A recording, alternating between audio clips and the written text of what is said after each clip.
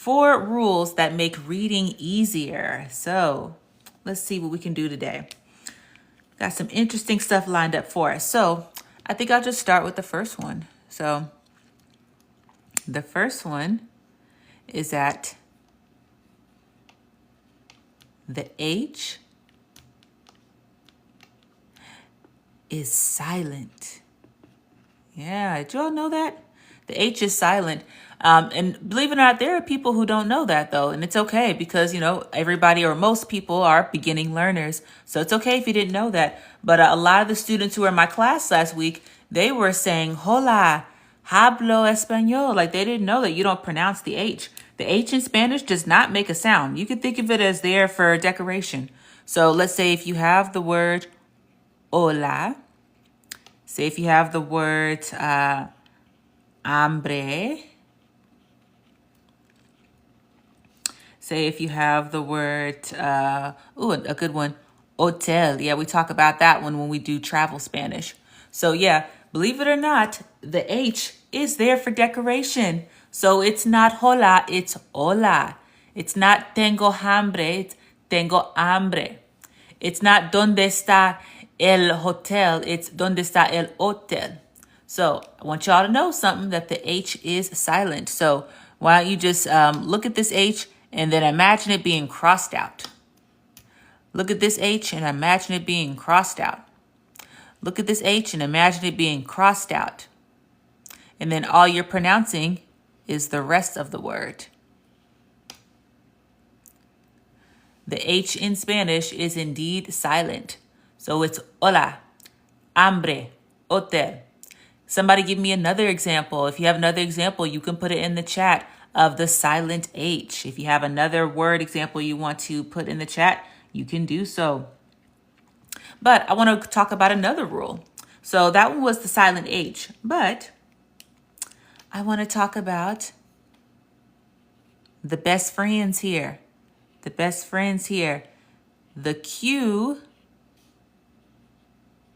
and U, if you notice, always team up.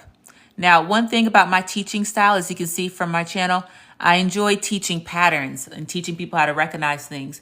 So one thing about Spanish is that the Q and the U, they always team up. Let's look at some examples.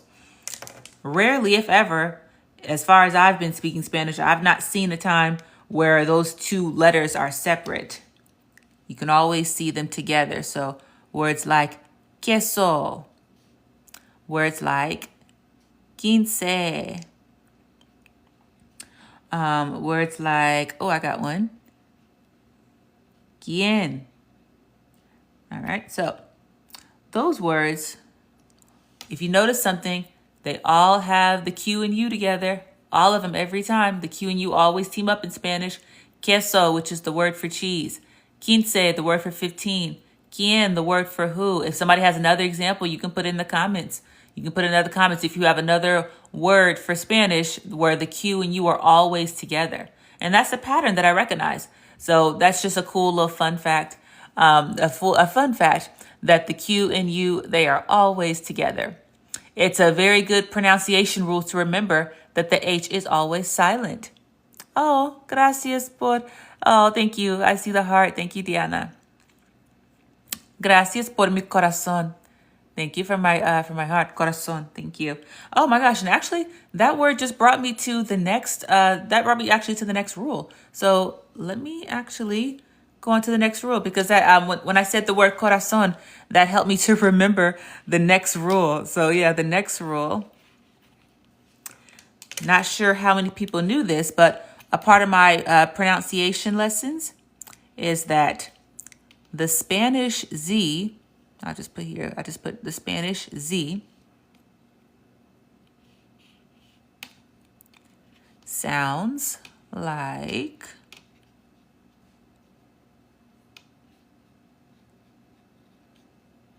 the American. I wrote that entirely too big. I'm going to write smaller. So the third rule,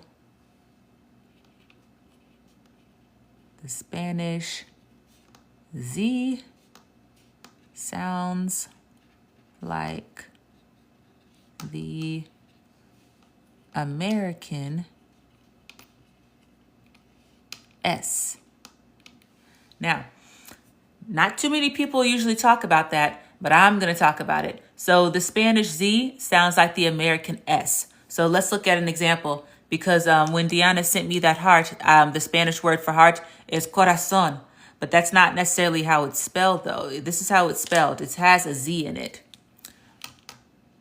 So that's the word. It's corazón. But as you can see, as you can hear, the Z is pronounced like an S. Because if you remember, I didn't say gracias por mi corazón. I didn't say zon, I said son. Gracias por mi corazón.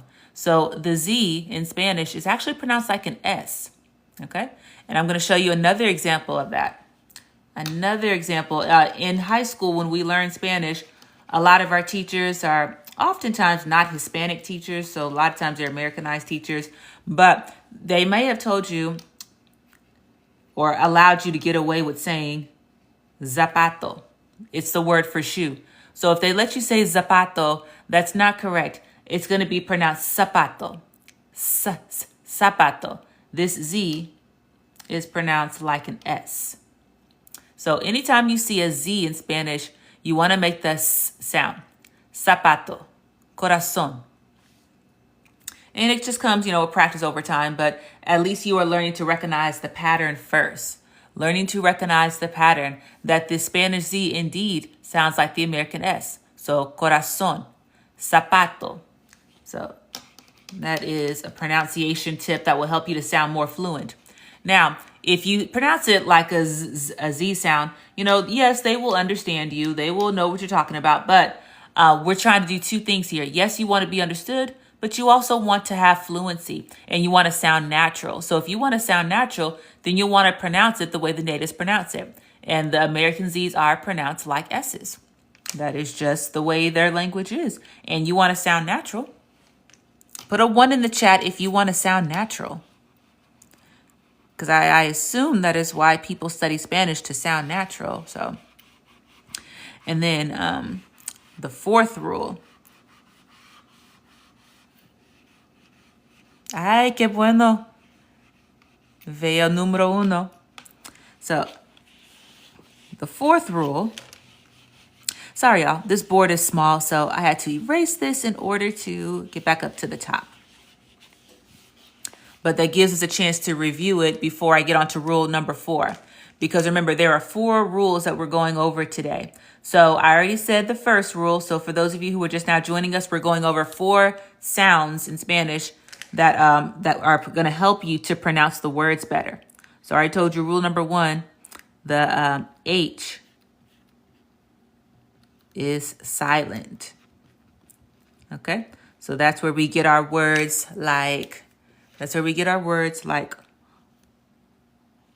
hola and hotel. So this is our review. So that was the first one. Number two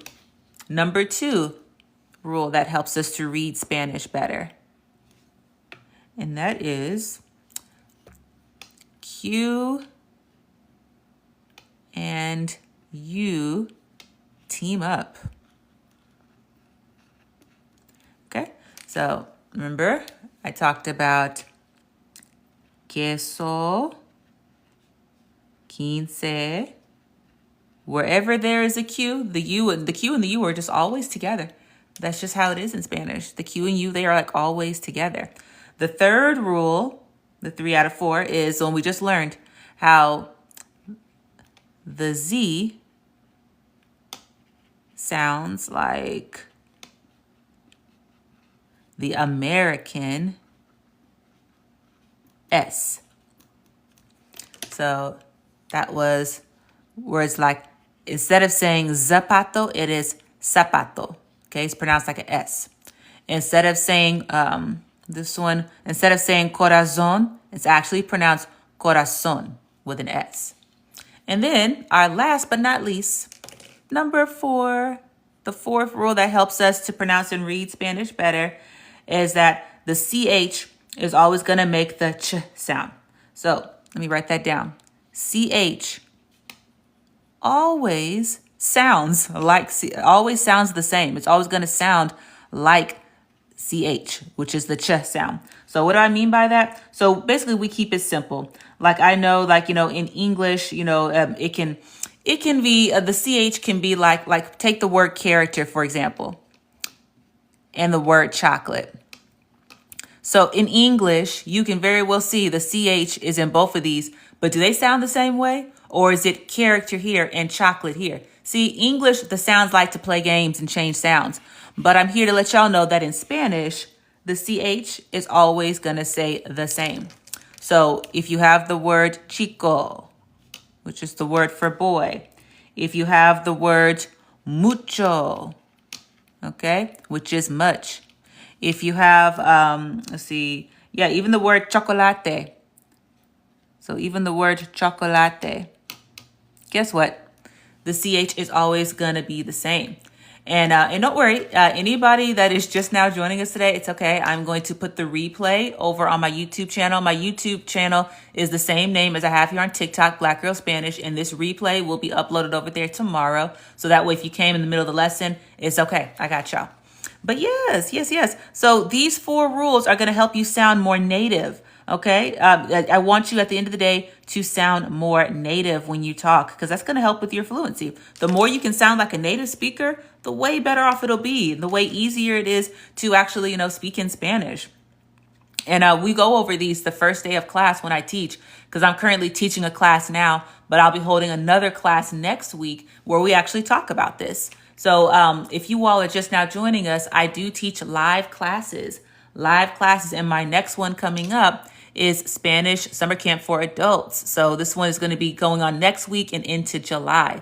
So there is more of that. If you want the link for the special pricing, you can go ahead and DM me. But as you can see, hey, we be doing some real life learning and teaching. My students are always very confident. Matter of fact, I'm going to let you hear what some of my students had to say, because some of y'all think it's okay just to be on Duolingo and think that that's all right. But see, the apps are not giving you everything you need. So I'm going to just let you hear what one of my students has to say and let her tell you. So she was in my class last week, and basically she's telling you that, hey, you know, these apps, they don't give you everything. They don't give you everything. So, like, what was easy for today was the fact that everything you went through with us was easy to understand. You made sure that we knew how to pronounce it correctly. The repetition was very beneficial. Not only I feel like I can speak for the group as well when practicing, because again, you know, with the apps, you can't really practice out loud. So I like the fact that we got to practice it out loud. And exactly. So she's telling you right there, hey, the apps are not going to let you practice out loud. So when we learn things like pronunciation, guess what? We get to practice out loud in my class, because as much as I enjoy teaching you all here on TikTok, unfortunately, TikTok is a one-way street. So I can talk to you, but you all cannot verbally talk to me. So I don't know if you're saying this correctly. I don't know if you are making sure the H is silent, making sure your Z's sound like S's. I have no idea if you're doing that. But when you're in my class, we get to practice live. And it's a safe place. Like, it's a super safe place. You know, a lot of people, which stops them from speaking Spanish, is that they don't always feel like they can make mistakes or that people are judging them. But in my live classes, you know, hey, it's a safe space, and that's okay. And that's actually what one of my other students said. So let me let you hear from him. Because yes, I do have male students, despite my platform being called Black Girl Spanish. Like, you know, I have male students. So even he is talking about, hey, he felt safe to be able to talk. I learned to build confidence. I think that's the main takeaway I got from everything.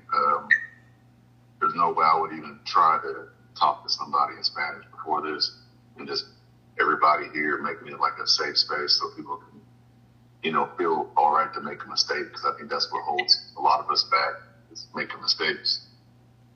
Yes. And so see, even he told you, a lot of people, they feel like the biggest thing that holds them back is that they're just afraid to mess up. And in my live classes, we have such a good time. It's fun, it's interactive, it's engaging. And I just really love being able to teach my students live. And I think that's why the class is so popular and I hold it every week. Because at first I was going to like stop the class, but I was like, you know what? People are still wanting to learn. So I'm still here to teach. And so my students, they really come away with, you know, a whole lot of confidence, which is what most people lack. They lack the confidence to learn Spanish.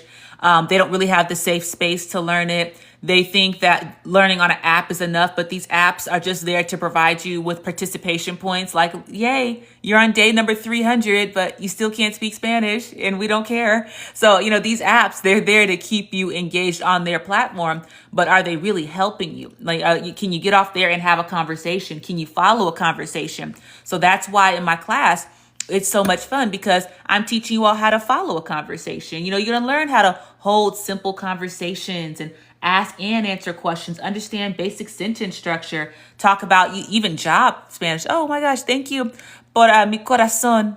Gracias por mi corazón. Thank you. So yes, absolutely.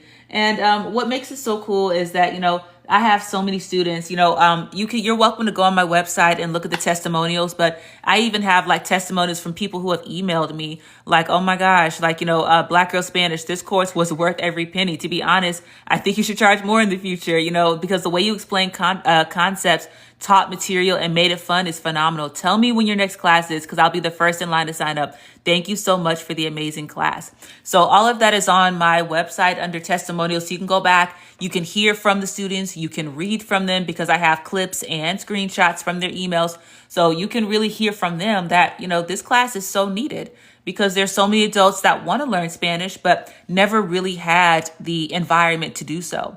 And that's what I'm offering here. So definitely, if you are an adult that is wanting to learn Spanish, like for your job, you're about to like travel to a Spanish speaking country, you are staying here in America, but you want to build relationships and build rapport with Spanish speakers, well, then this is the class to give you that foundation. So yeah, anybody that is on here, definitely, you already heard it from my students.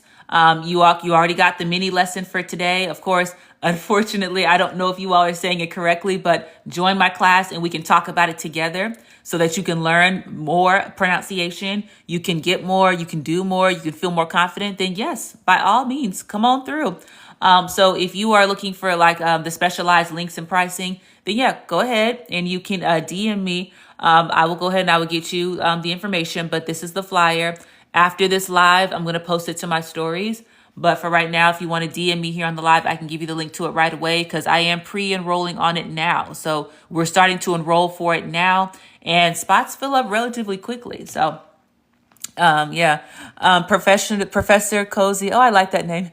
Me gusta tu nombre. Professor Cozy says, definitely for my job. I hate that I can't build stronger relationships. Oh, see there. Now, yeah, you would be perfect for the class because believe it or not, even a little bit of Spanish will help take you so far. So imagine how it is to learn with me for 5 days. And we actually tell you job specific Spanish to help you build rapport, build relationships. Take it from me. Like for me, I worked on a job where my job was kind of like a call center. I worked in those like years ago, and I was one of the only bilingual representatives. And anybody who was speaking Spanish, any of those customers, they got routed to me because they know that I would be able to close them. I'd be able to understand them. I'd be able to take credit card payment. And so I could do a lot for the company. So that made me very valuable. And it gave me favor with the higher ups. Like, you know, management, they never told me no. Everything was yes. And of course for me, because, you know, hey, I was helping close deals and I was a value to the company. So yeah, I know firsthand that building stronger rapport in Spanish will help you. So Professor Cozy, please come to the class and DM me personally and I'll get you the specialized link for it. But yeah, definitely will help you build stronger rapport, help you build friendships, help you to navigate. Some people, they travel to Mexico or on vacation and they kind of want to be able to talk with the locals. And yes, that will help you when you talk to the locals because it shows respect. You know, it shows that, you know, you're in their country. You want to be able to communicate with them in their language. And fun fact, if your Wi-Fi don't work outside the hotel, you're going to want to know some navigational Spanish. So I teach that navigational survival Spanish over here. So we have an amazing time there. But yes, so we be having a good time. So you heard it already from my students. You can read it from my students. It's over there on my website. And yeah. Oh, you said I will for sure. Yes, we'll be glad to have you.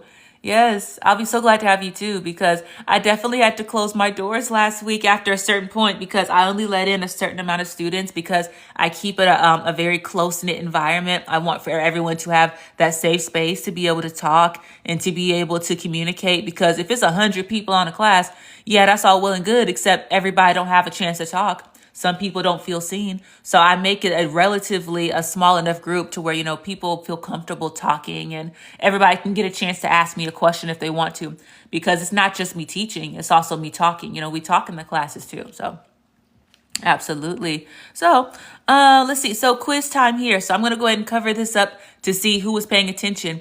The Z in Spanish, what does it really sound like? Because if you have a Z, the letter Z in Spanish, it's not really pronounced like a Z. How is it actually pronounced? We just went over this earlier. A Z in Spanish is pronounced like what letter?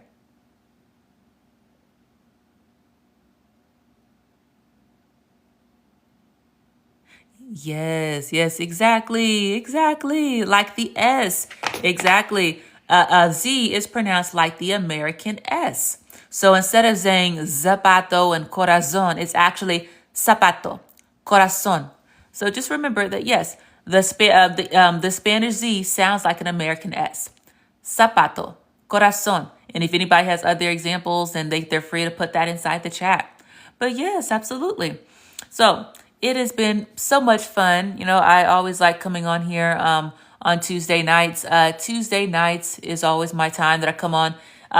You'll catch me on here anywhere between 9 and 9:15 is around the time that I'll be on here. But Tuesday nights, I have a standing appointment with TikTok, and I'm always on here. I also come on here randomly too. So I come on TikTok like randomly throughout the week to teach as well. But for those people who want like a specific time, then yes, you can look for me Tuesdays, 9 p.m.-ish Eastern time. That's when I come on here.